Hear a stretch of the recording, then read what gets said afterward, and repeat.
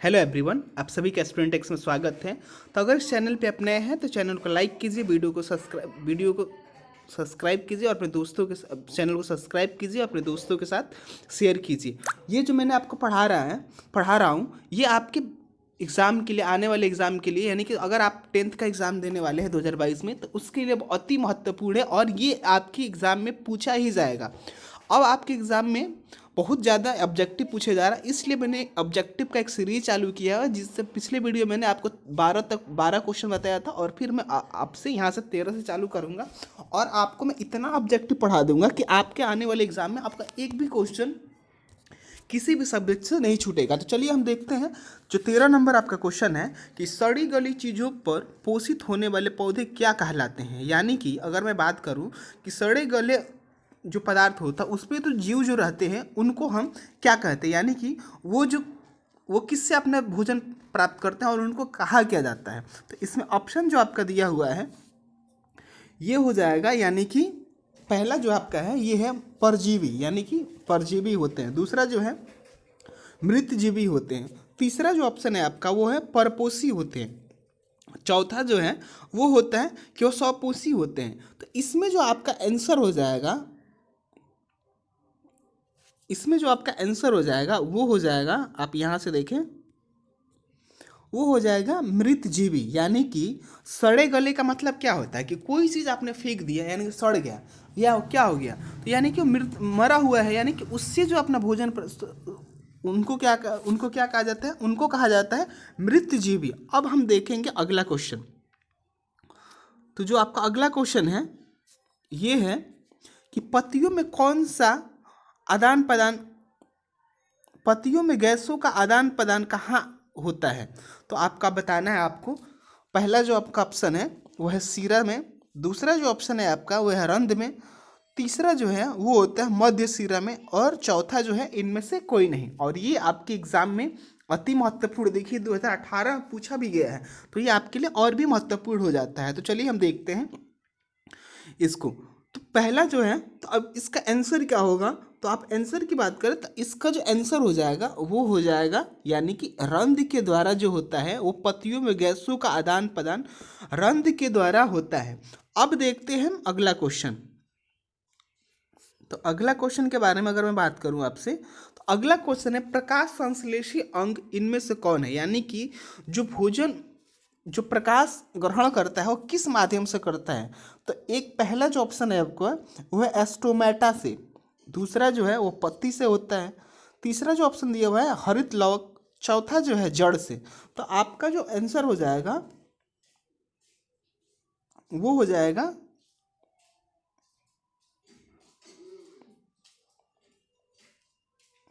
ये हो जाएगा आपका सी, यानी कि हरित लवक से। तो आपने कितने नंबर देखा, 15 नंबर क्वेश्चन का क्या हो जाएगा, सी हो जाएगा। अब हम देखते हैं अगला क्वेश्चन। तो अगला जो क्वेश्चन है आपका ये है कि प्रकाश संश्लेषण की इकाई है, यानी कि प्रकाश संश्लेषण की इकाई क्या होती है। तो प्रकाश संश्लेषण की जो इकाई होती है वो क्या होती है। तो पहला है एटीपी, यानी कि एटीपी होता है। दूसरा जो आपका ऑप्शन है वो है NADPH2। तीसरा जो आपका है क्लोरोफिल अणु। और चौथा जो है ये आपका है इनमें से कोई नहीं। तो 16 नंबर की बात की जाए तो 16 नंबर का जो आंसर होगा वो होगा क्लोरोफिल अणु, यानी कि क्लोरोफिल अणु द्वारा प्रकाश संश्लेषण की इकाई है। अब हम देखेंगे अगला क्वेश्चन। तो जो आपका अगला क्वेश्चन है ये बात करता है कि जैव प्रक्रम के अंतर्गत कौन आता है, यानी कि जैव प्रक्रम के अंतर्गत कौन आता है। अब ये क्वेश्चन के ऑप्शन देखें तो ऑप्शन में दिया हुआ है पोषण। दूसरा जो ऑप्शन है वो है श्वसन। तीसरा जो आपका ऑप्शन है यह है उत्सर्जन और चौथा जो है इनमें से सभी। तो हम अगर ये देखें तो इसमें क्या हो जाएगा, इसका जो आंसर होगा इनमें से सभी होगा, यानी कि डी नंबर आपका सही है। यानी कि जैव प्रक्रम के अंतर्गत कौन होता है, इनमें से सभी होता है, यानी कि पोषण भी होता है, उत्सर्जन भी होता है, श्वसन भी होता है। अब हम देखेंगे अगला क्वेश्चन। तो अगला जो क्वेश्चन है आपका वो है निम्न में कौन पोषण की विधि है, यानी कि पोषण कैसे होता है, यानी कि कौन सी उसकी किस विधि द्वारा होता है। तो पहला है स्वपोषण द्वारा, दूसरा है ऑप्शन ये है श्वसन द्वारा, तीसरा जो है आपका है पर पोषण द्वारा, और चौथा जो है ये है ए और सी दोनों, यानी कि ए भी होता है और सी भी होता है। तो 18 नंबर का ऑप्शन जो होगा ये होगा आपका डी नंबर, यानी कि डी नंबर का मतलब होता है कि स्वपोषण के द्वारा भी होता है और पर पोषण के भी द्वारा होता है। अब हम देखेंगे अगला क्वेश्चन। तो जो हमारा अगला क्वेश्चन है वो है पर्णहरित का मुख्य कार्य क्या है, यानी कि पर्णहरित का कार्य बताना है कि कार्य क्या है। तो पहला जो ऑप्शन दिया हुआ है वो आपका दिया हुआ है ऑक्सीजन का मुक्त करना, प्रकाश ऊर्जा को अवशोषित करना, तीसरा जो ऑप्शन है आपका वो है CO2 मुक्त करना, और चौथा जो आपका ऑप्शन है वो है जल अवशोषित करना। यानी कि 19 नंबर का जो आपका आंसर होगा वो होगा बी नंबर, यानी कि बी नंबर का होगा। बी में क्या दिया हुआ है कि प्रकाश ऊर्जा को अवशोषित करने का जो कार्य होता है वही पर्णहरित का मुख्य कार्य होता है। अब हम देखेंगे अगला क्वेश्चन। अगला क्वेश्चन जो है ये है कि रसायन स्वपोषण के अंतर्गत मुख्यतः कौन आते हैं, यानी कि जो रासायनिक स्वपोषण होता है उसके अंतर्गत क्या आता है। तो हम देखते हैं, देखिए पहला जो ऑप्शन है आपका ये दिया हुआ है हरे पौधे, दूसरा जो ऑप्शन है आपका बी नंबर ऑप्शन है वो है कवक, सी नंबर है अहरित बैक्टीरिया, और 4 नंबर जो है आपका ये है शैवाल।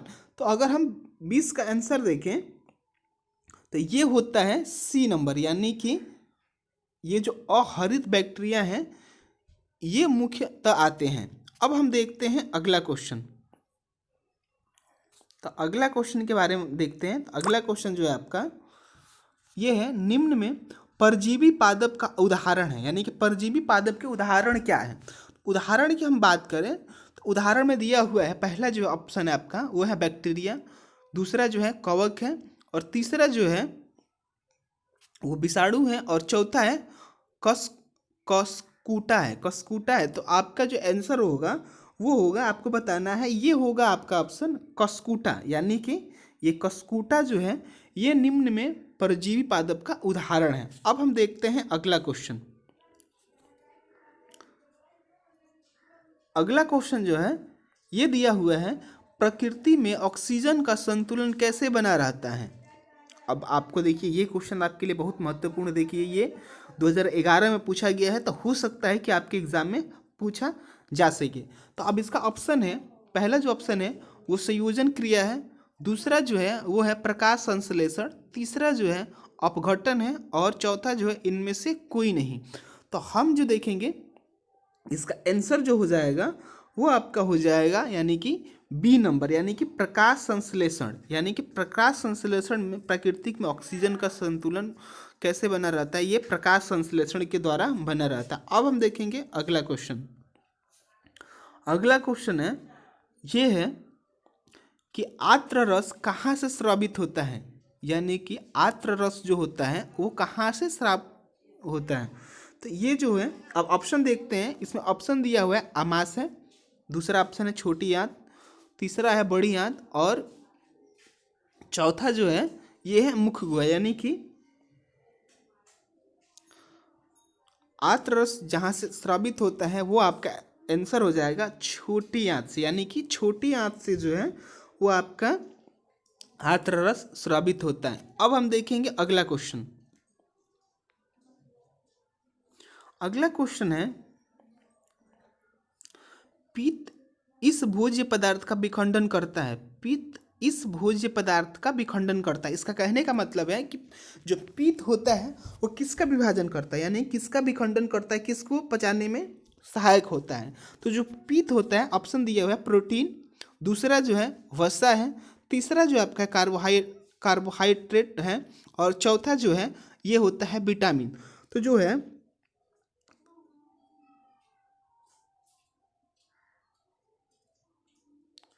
पित्त जो है वो वसा, यानी कि वसा को पचाने में सहायक होता है, यानी कि ये पित्त जो है वो वसा को पचाता है।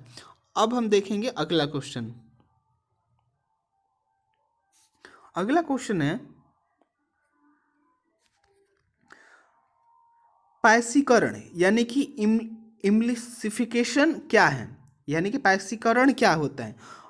तो इसका ऑप्शन जो है वो है वसा के जटिल अणुओं को सरल डॉपलेट्स में रूपांतरण करना, जटिल प्रोटीन का विखंडन करना। सी जो ऑप्शन है आपका है, ए और बी दोनों होगा, यानी कि ये दोनों, और चौथा जो है इनमें से कोई नहीं होगा। तो अब 25 नंबर के बारे में अगर बात करें तो इसमें होगा ए, यानी कि हमारा आंसर जो होगा वो होगा, क्या होगा, ए होगा। यानी कि क्या करते हैं, वसा के जटिल अणुओं को सरल डॉपलेट्स में रूपांतरण करता है। तो चलिए मैंने आपको यहाँ 25 का क्वेश्चन बता दिया है। तो अगर आप इस चैनल पर नए हैं तो वीडियो को लाइक कीजिए, चैनल को सब्सक्राइब कीजिए और अपने दोस्तों के साथ शेयर कीजिए। ये आपके लिए सबसे महत्वपूर्ण है। अगर आप चाहते हैं कि आपको वीडियो मिलता रहे, आगे भी बहुत सारे आपको वीडियो मिले, तो आपका पहला ये कर्तव्य बनता है कि आप चैनल को सब्सक्राइब करें और अपने दोस्तों के साथ शेयर करें। तो चलिए हम मिलते हैं फिर अगले वीडियो में।